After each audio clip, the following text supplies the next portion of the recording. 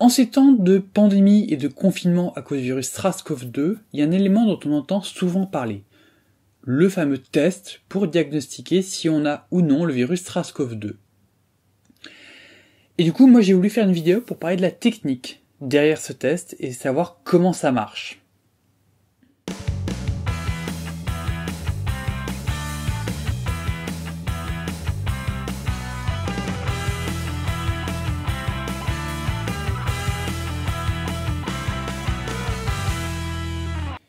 Alors d'abord, pour tester s'il y a présence ou non du virus SARS-CoV-2, il faut un échantillon. Et on prend cet échantillon dans les voies respiratoires, notamment les voies respiratoires supérieures, c'est-à-dire le larynx et ce qu'il y a au-dessus. Je fais très bien les voies respiratoires supérieures. Donc en général, par exemple, on va mettre un écouvillon, c'est-à-dire un long outil, qu'on va enfoncer dans le nez pour gratter et prélever un peu de ce qu'on va trouver dans le nez. Et c'est dans cet échantillon-là qu'on va trouver évidemment s'il y a ou non le virus.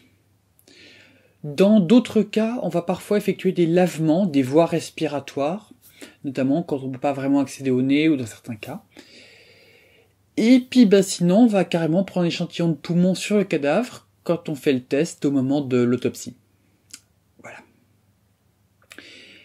Et du coup, c'est à partir de ce genre d'échantillon qu'on va faire un test pour savoir s'il y a ou non le virus SARS-CoV-2.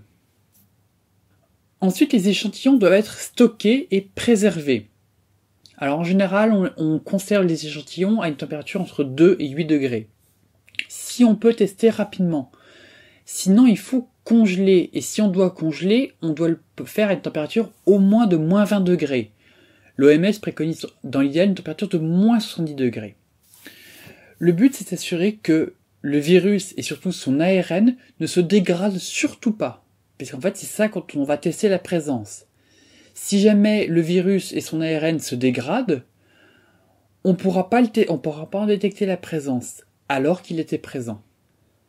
Ensuite, on commence le test à proprement parler. L'échantillon est d'abord soumis à des traitements pour permettre l'analyse, notamment en cassant l'enveloppe du virus, pour qu'on puisse accéder à l'ARN du virus. Ensuite, on passe à l'étape de RT-PCR quantitative.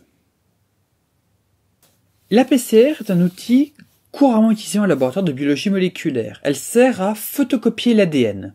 Vous avez une molécule d'ADN et à la fin d'un cycle, vous avez 2 molécules d'ADN identiques.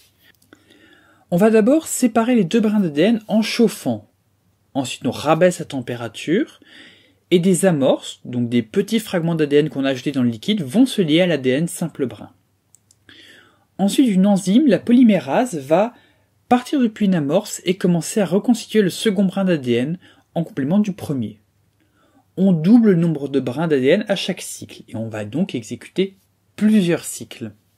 Toutes les cellules ont une polymérase à ADN, mais en PCR, comme on chauffe, une polymérase standard serait dénaturée et rendue inefficace. Du coup, on utilise une enzyme issue d'une bactérie qui vit dans les sources chaudes à Yellowstone.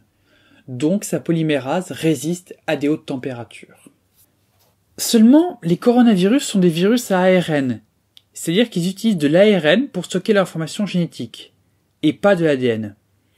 Du coup, la PCR ne marche pas et on utilise une autre enzyme, la transcriptase inverse, une protéine qui est capable de lire un ARN et de créer son brin complémentaire en ADN. Pour l'anecdote, la transcriptase inverse a été isolée chez les virus, donc on se sert d'une protéine de virus pour tester si un virus est présent. Ensuite, cet ADN peut servir pour une PCR. Et sinon, je vous ai parlé des amorces. Dans le cas du diagnostic de SARS-CoV-2, on va utiliser des amorces spécifiques de 4 gènes du virus. Les gènes N, E, S et RDRP. Ce dernier gène étant un gène qui n'existe que chez SARS-CoV-2. Si ces 4 gènes sont présents, on va multiplier par PCR l'ADN entre ces gènes.